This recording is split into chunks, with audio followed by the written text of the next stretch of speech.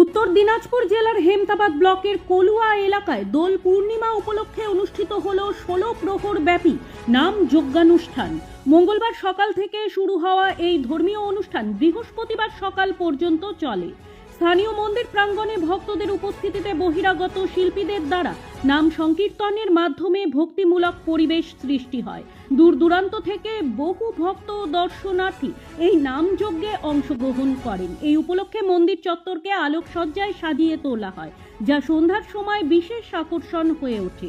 পাশাপাশি এলাকায় একটি মেলারও আয়োজন করা হয়। স্থানীয় কমিটির উদ্যোগে আয়োজিত এই ধর্মীয় অনুষ্ঠান ঘিরে কলুয়া এলাকায় উৎসব মুখর পরিবেশের সৃষ্টি হয়ে ভক্তদের ভিড় এবং হরিনামের ধ্বনিতে মুখর হয়ে ওঠে গোটা এলাকা। গুড মর্নিং বৃত্তান্ত আজ এই পর্যন্তই।